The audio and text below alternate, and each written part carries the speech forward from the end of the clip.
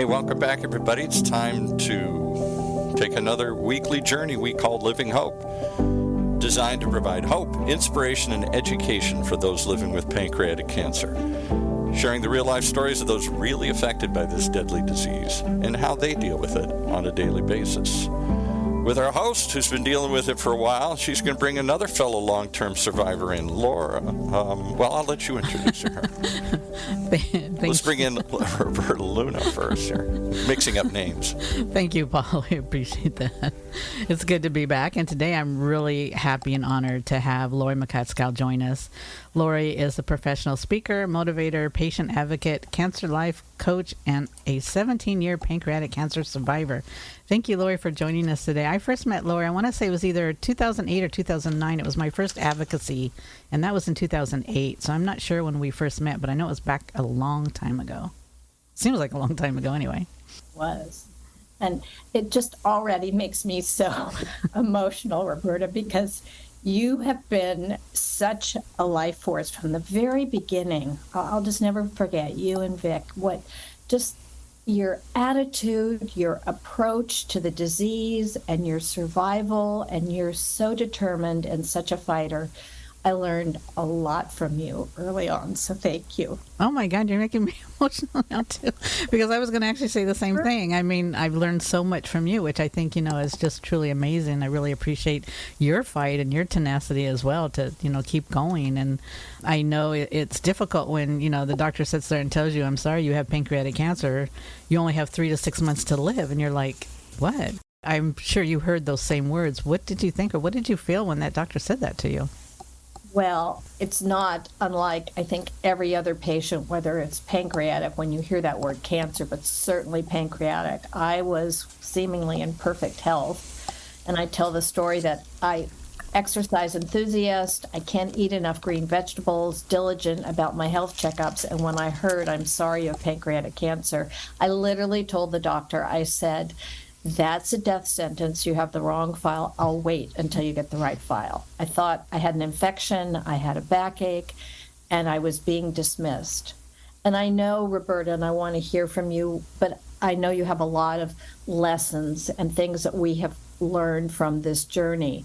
And one of them, for me, I had no idea at the time because I had never been sick.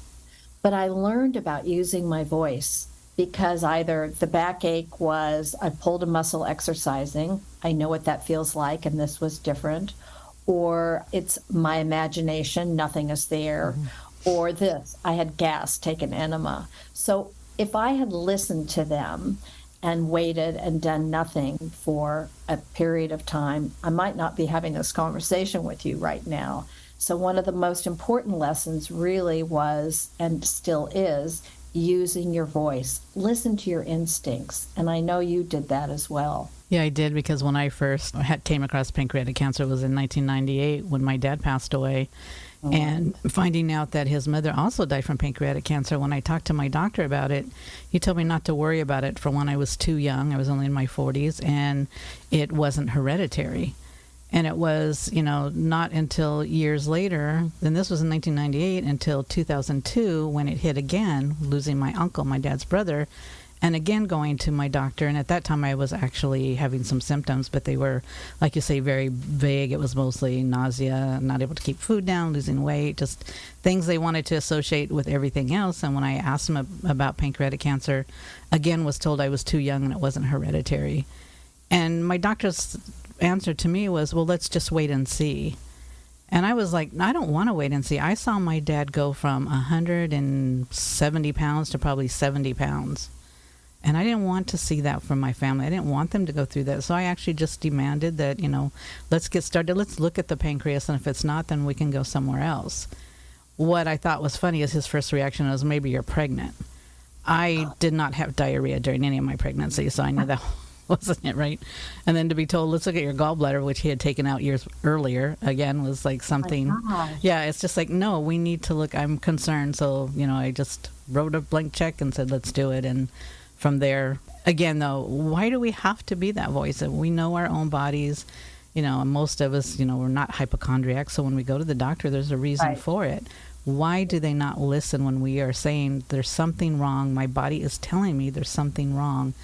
let's look at the pancreas, and if it doesn't show anything first, then go to where you think, Exactly. and then let's go back, because I know it took them 6 to 8 months to find my dad's cancer, so it doesn't always show up right away. Right.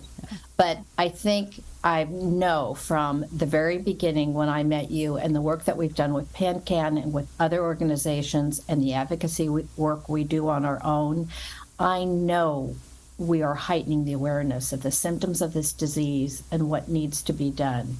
And I know 17 years ago when I was diagnosed, again, pancreatic cancer was not considered a symptom as it was considered, there's so many other symptoms and diseases that are far less severe and serious that they will take into consideration, but not pancreatic.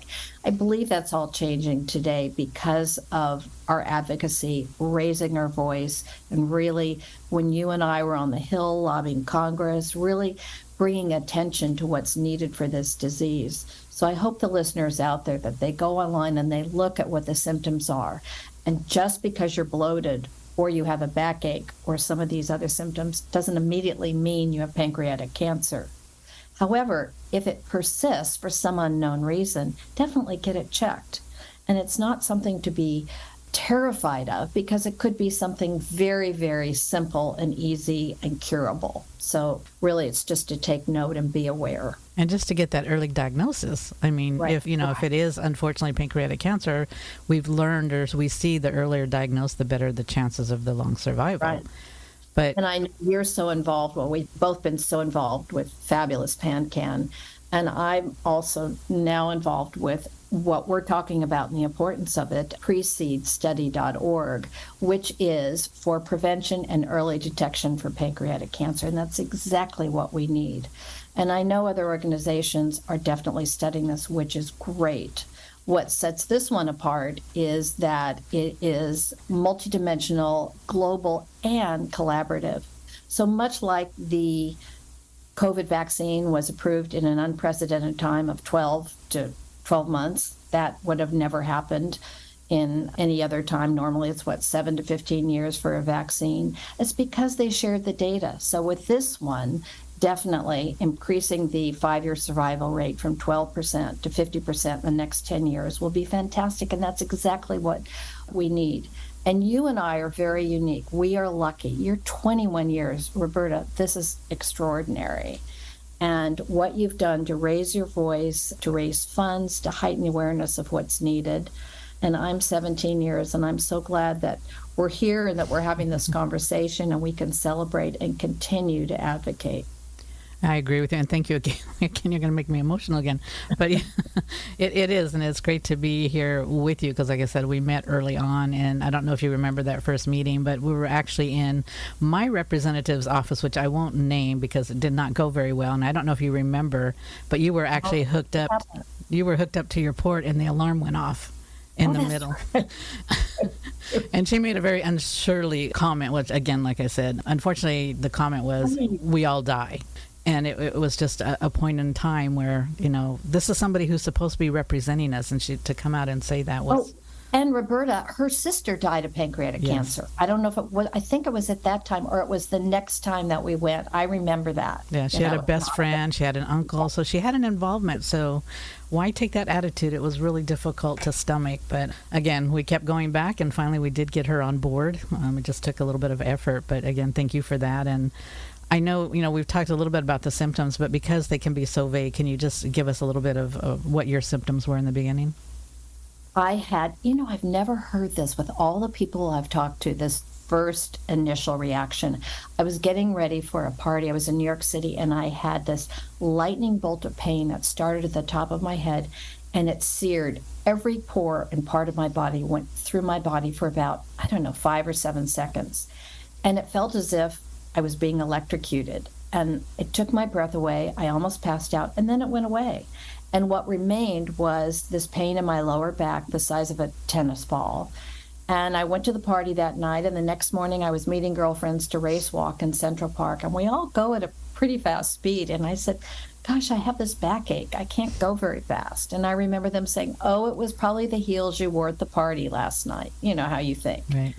And the backache never, ever subsided. And sometimes it was so debilitating, I could hardly get out of bed. But mostly it was annoying, nagging, always there. And that's so unlike me.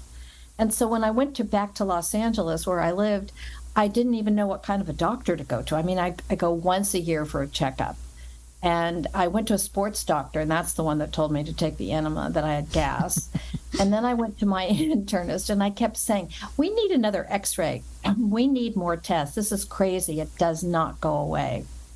And again, there are symptoms that mask other things that are less serious. But if I had not been persistent in using my voice and finally begging for a scan, I would not be here now. And we shouldn't have to do that. No, we shouldn't. But, I do hear that from a lot of long-term survivors, that they had to actually use their voice very strongly to get something done. And like you say, it should not. It's something our doctor should be listening to, especially when they know us and they know we don't come in for every little pain, right? Right. We are not high maintenance. We're diligent about our health care. We take care of ourselves. So they should absolutely listen to us. You had made a comment after, I guess, the doctor had told you had 3 to 6 months to live.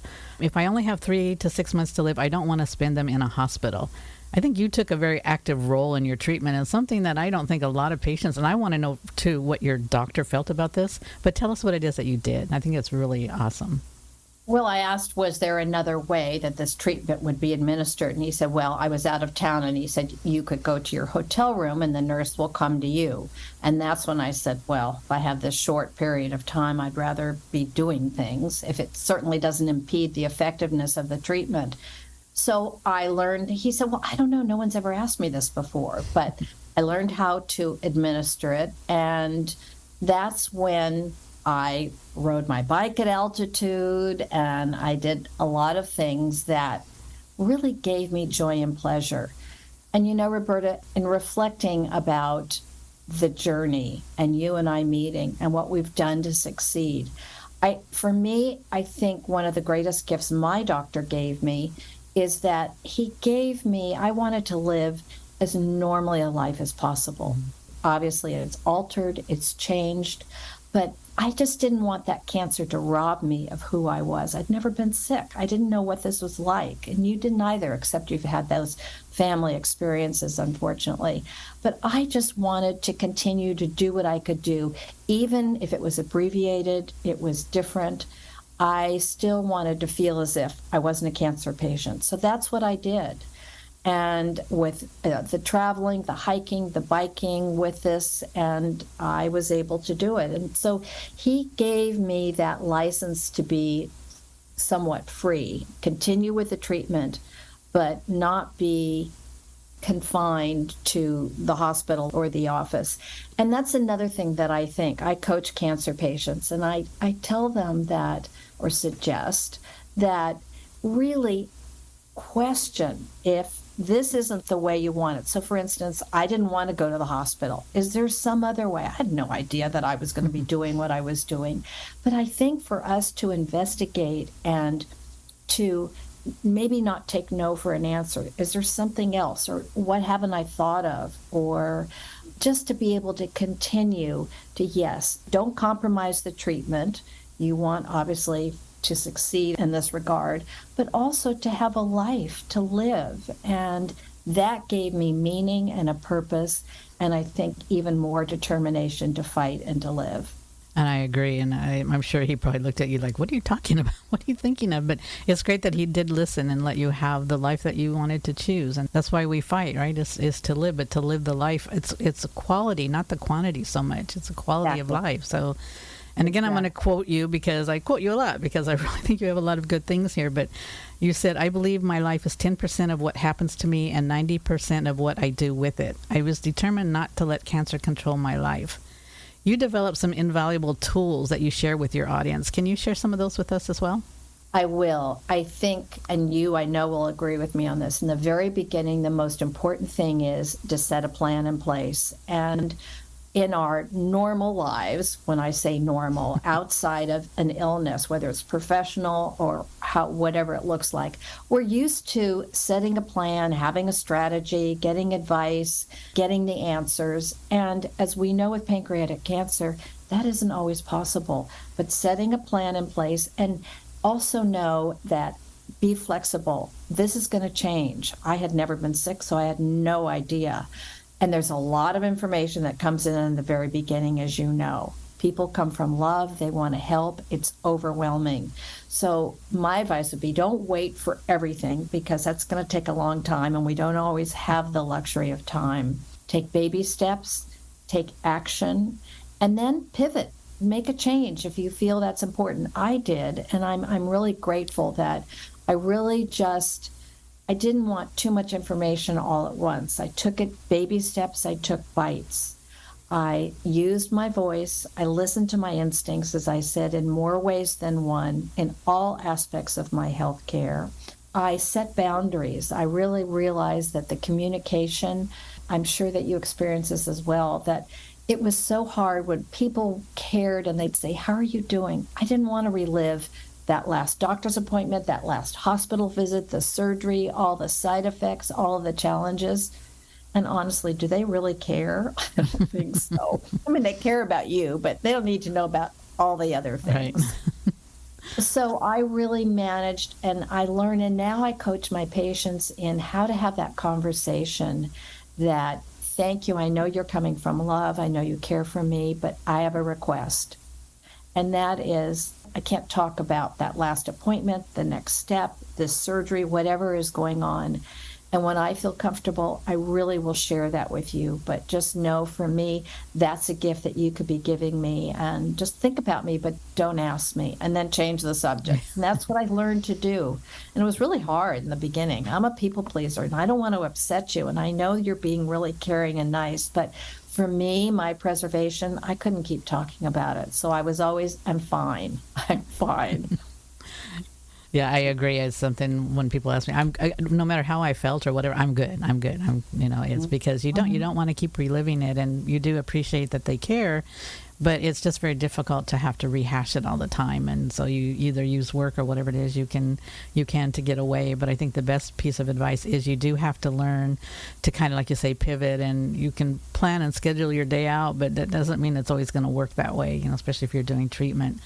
I've been called a control engineer, and I kind of had to learn to at some time back away and sort of let that day go. And just, if I felt horrible, then fine, go with it, but not necessarily try to fight it, which I tend to do quite a bit, and that can actually work against you. So like you said, take those baby steps. Take one day, maybe even it's a minute, Right. a second Give at a yourself time, whatever, right? Exactly. And just what you said, give yourself permission to take a nap, to do something like that. One of my patients, he told me something that was so disturbing, and I don't hear it very often. He was really ashamed about being diagnosed and having a disease. And he's an uber athlete and accomplished and such an amazing person. And I hope that people don't blame themselves or think, oh, it's something I did. I do know, after several years into my chemo journey, I did ask my doctor, what could I have done differently? And he said, absolutely nothing. We practice self-care, we take care of ourselves, and that's why the early detection and the prevention is so important.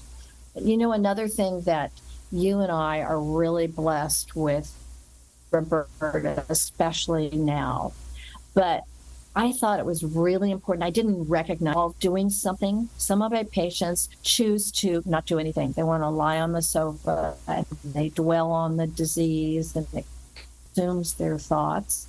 Escape. I didn't always feel good and want to do things, but I think it's really important to, whatever that looks like, if it's art, if it's reading, spending time with your children, walking around the block, getting involved in some kind of support group, advocacy, whatever it is. Don't you agree? I do, and it makes a big difference. Then, it gives you at least the will and the strength to continue the fight, even if it's just getting up in the morning and washing your face.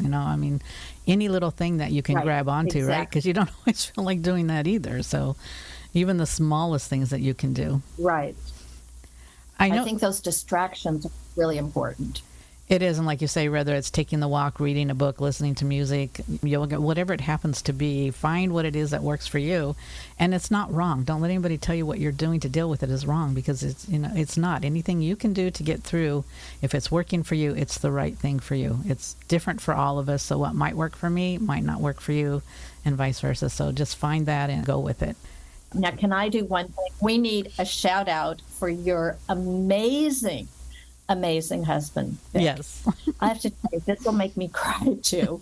He is always smiling, loving, supportive. When I would see him, it's just embraced me with these open arms. And I hope these caregivers out there get the acknowledgement and the love that they deserve, because it's hard on them as well. And he has been so devoted to you and the cause. He is an exceptional, well, you both are an exceptional couple, been married forever, I know.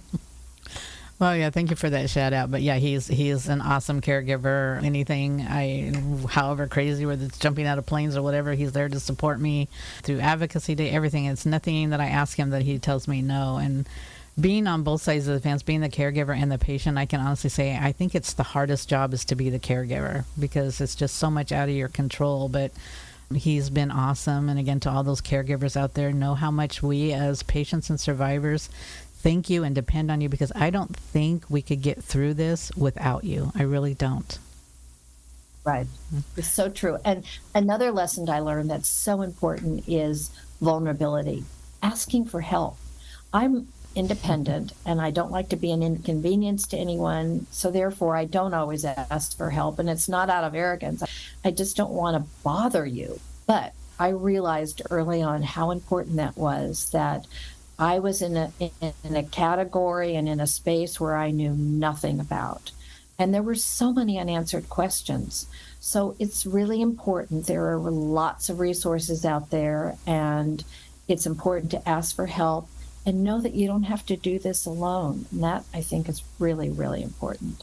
And I couldn't agree with you more. And I've been in that same phase, and it took me a while to realize that it's okay to ask for help. And I still have problems even today, but it is something that we need to do, and just take that moment. And also, it helps those people feel better too, because they want to do so much for us and they can't. So if they're asking, let them do something so that they feel like they're being part of it and doing something as well. Right.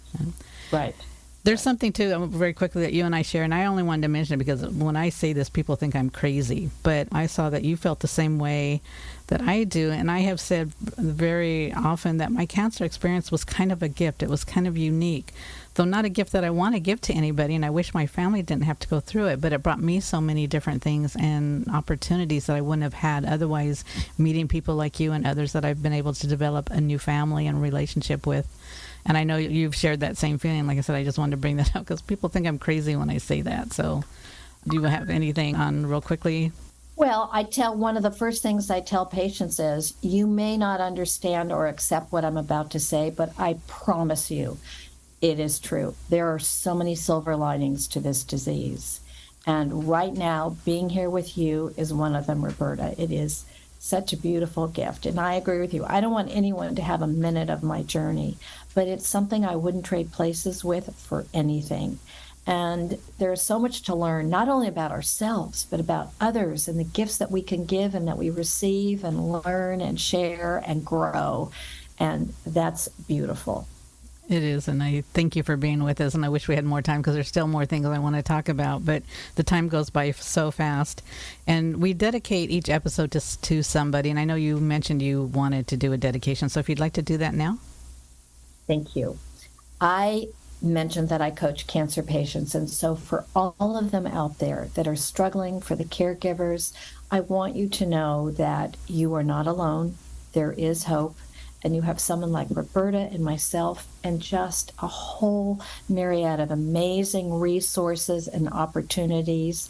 There is hope, and you will live and be happy and survive, and we're there to help you. Thank you, Laurie. And for those who may not see her, she looks beautiful. She looks amazing. She looks very healthy, and I'm very happy to have her part of my family. And I love you, Laurie, and thank you for doing this. Bye. Thank you, Roberta.